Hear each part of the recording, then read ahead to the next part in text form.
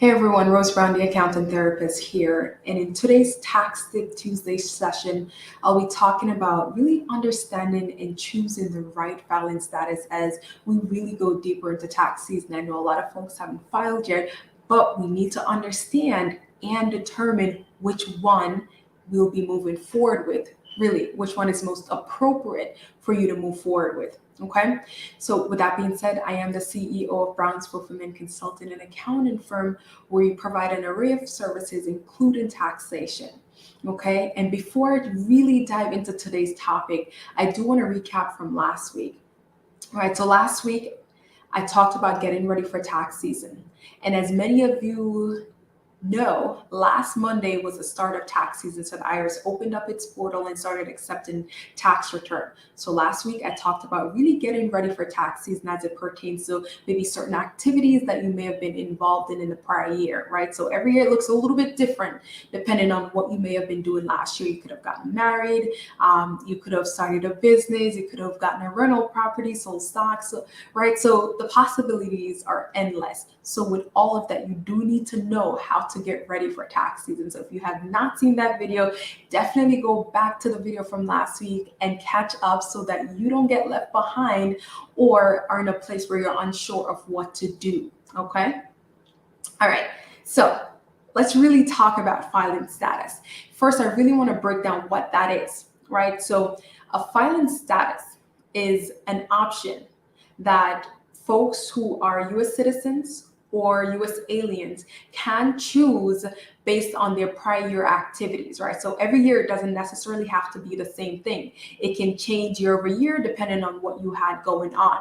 Now, your filing status determines how you file tax return, what is required of you to file your tax return, which tax bracket you will sit in, as well as any potential credits or deductions that you may be eligible for, right? So there's a lot of different things that can take place depending on your filing status. That's why it's so incredibly important that we choose the right one from the start and not having to amend later on, because that, as always, will cost you more money and time to fix.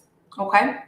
So as I go through all of this, I do have a small little visual that I do want to have you folks see and kind of walk through with me as well, right? So here we go. So there are 5 filing status, okay? So we have single, head of household, married filing joint, married filing separate, and qualifying widow or widower, okay? So that's 5. Each of these look different based on what applies to you. So let's really look into it. So if you are single, right, and this is oftentimes the more straightforward filing status, it's just you. Literally, it's just you, you're unmarried or legally separated as of 12/31 of the prior year, you have no dependent, okay? It's just you. When you file your actual income tax return, on there, it will only reflect your personal information, right? And the standard deduction assigned to that is $12,950. Now, I do need to note for folks who don't understand what a standard deduction is, that is really a default amount assigned or attached to your filing status. So depending on the filing status you choose, you will get a set amount for your standard deduction, and depending on what else may be applicable to you, that standard deduction could increase. Okay, so as we kind of flip the script and we look at head of household, which is the second one here, is oftentimes you're claiming a dependent. Now, that dependent can be your child. It doesn't have to be your child, but you want to make sure either they're your child or your adopted child, or maybe you're taking care of a relative or your parent. You just need to make sure that the folks that you, or the person you are claiming as a dependent, they've lived with you for more than half of the year, right? So that's going to be an important thing. However, there are some exceptions depending on the person that's being claimed, right? So if it's your parent, they didn't necessarily have to live with you throughout the year. If you have, say, your child or someone you have guardianship over, they went away to college, that's also an exception. They don't necessarily have to be there all year because they're away at school. Okay. Another criteria to be able to claim file as head of household is to make sure that you're either unmarried or considered unmarried as of 12/31 of the prior year. So that's going to be very important. Now, in addition to that, you also need to have paid more than 50% of the upkeep of the home. So what happens here is the IRS says, hey, all right, so you're taking on more responsibility, therefore your standard deduction will look a little bit different. So when you have head of household status, that means you have more responsibility when it compared to a single person, right? So here your standard deduction is 19,400. Now, for all my folks who say, I'm single, but I'm still head of household, technically you are, but for tax filing purposes, you're not, right? You have no person that you're taking care of outside of yourself, okay? So it's gonna be important to note that. All right, so let's focus on the other three filing statuses here. So married, filing joint, pretty simple here, right? So if you were legally married, and legally married is very important, as of 12/31. So the IRS really used 12/31 as a bookmark. So as of 12/31, you were married. Your standard deduction here is 25,900. With this amount here, you can see that it's two single person put together, bringing us to 25,900. Okay, so if for some reason you were married, but you've chosen not to file a joint return, that filing status would be a married filing separate. And that's usually folks who are married, but for some reason they're choosing not to file a joint income tax return. And that could be because, hey, I don't want to owe as much in taxes, or I want to get my own benefits, or my spouse has just way too much going on and I don't want to be tied up with that. So I'll just find my own separate return. I do need to note a couple of key information when it comes on to folks who are married, right? So when you are married, you only have two options for filing status. You can either be married filing joint or married filing separate, not single and not head of household. That's very important. So if you are married filing joint, again, you can only do, well, if you're married, you can only do married filing joint or married filing separate. If you choose to do married filing separate, it is also important to note that you may not be eligible for a lot of the credits or deductions that would have been available to you had you filed any other status, right? So pretty much it's really unfavorable to file as married filing separate. But if your circumstances require that you do, you most likely want to go ahead and do that. Okay, so when it comes on to determining between the two, you want to strategically determine which one is going to work, and your tax professional will help you through that process, right? Determining, hey, are you going to owe more taxes? Is it going to be beneficial for a joint or separate? Okay. Now, the last one here is the qualifying widow or widower. This person was married last year, for example, but their spouse became deceased and they're supporting a child. So in this situation, both has to be true, right? So the spouse passed away and you're caring for a child. And your standard deduction here is 25,900. Now you're still getting that benefit of filing a joint income tax return. And under this status as well, you are afforded the opportunity to claim this status for the next two preceding tax year. Okay, so it kind of works out in a way.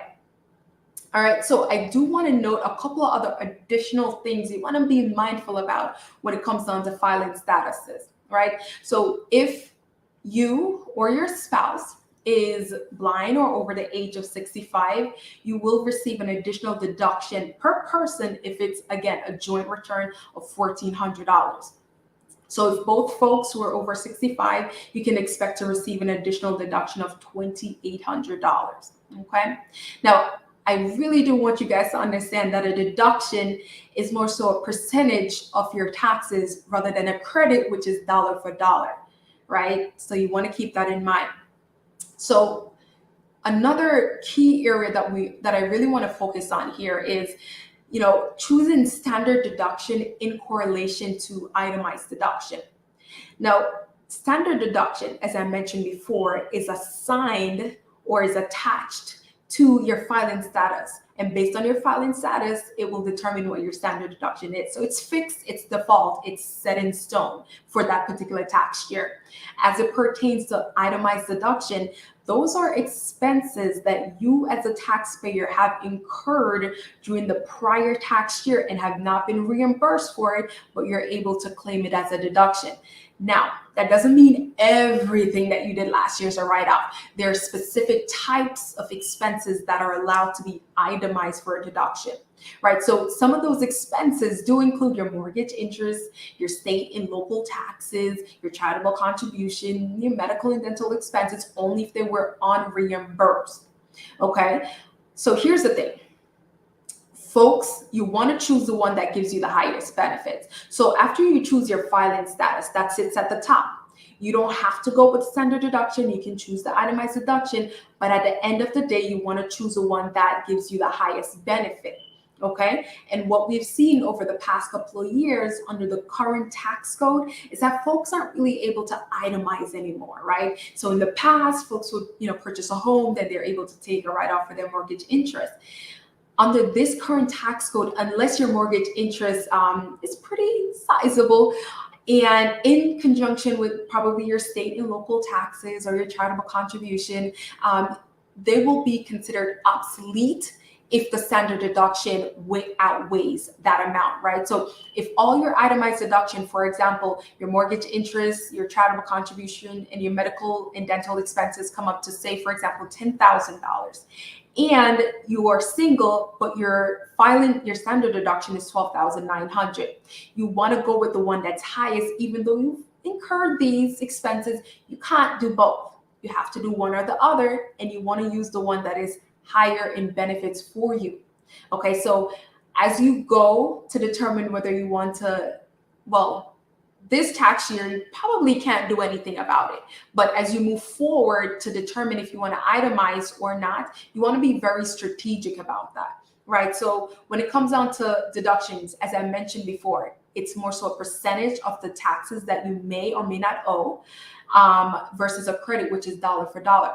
So some folks may ask, hey, can I contribute a lot more to a nonprofit and get a write-off? Yes, you can get a write-off, but the write-off won't be dollar for dollar. It won't give that impact that you're looking for. So you want to be strategic when you determine if, I want to focus on increasing my itemized deduction so I can take advantage of that. Only use it or invest in it or focus on it if it's really going to work in your favor. If it's not, let's just stick to the standard deduction. Or if you're really set on it, be very strategic about it. Okay. So all in all, I talked about those 5 filing statuses, right? The IRS has a quiz on its website where if for some reason this information here is not as clear to you or your situation is just a little bit more complex, the IRS has a quiz on its website where you can take that 5-minute quiz and it helps you determine which filing status is best for you. Or you can either connect with your tax professional if you have questions that you want to reach out to our firm at info@brownsaaf, and we can help you through that process. Certainly do so, but you want to make sure that you weigh your options, use your resources that you have available to determine what works best, because ultimately if you file the wrong filing status, you oftentimes have to either give the money back or you'll get a refund, which means you delayed your refund to come to you. So it kind of hinders you to a certain extent and it will cost you money to amend, right? So you want to make sure that you do it right the first time and you're choosing the one that works for you, because at the end of the day, you sign off on the tax return. Therefore, you have to make sure that you are sure that this is it. Okay. So just a quick recap of what we talked about today. There are 5 filing status. You will be pretty much assigned to one based on your activities from the prior year. Now we want to choose the one that's best for us, but it's really the one that's appropriate for us. So if you're single, it's just you, you're not claiming anyone, and you're not married. Okay, you're married filing joint, it's you and your spouse, you both agree to file a joint income tax return, which means you guys have joint liabilities if you guys owe any taxes. So a joint return means you're taking on things together. Okay, filing separately could mean you're losing out on some deductions or credits, but it might be best because you don't want to really be entangled with what your spouse has going on over there with any, say, child support or tax debt, those sorts of stuff. Okay. All right. So that's pretty much it for the video. I really hope this helped you guys really gain some insight into really understanding and choosing the right tax filing status for yourself. If you are not already, do follow me on social media platform at The Accounting Therapist. And don't forget to like, share, subscribe, and let me know if you have any questions. Okay?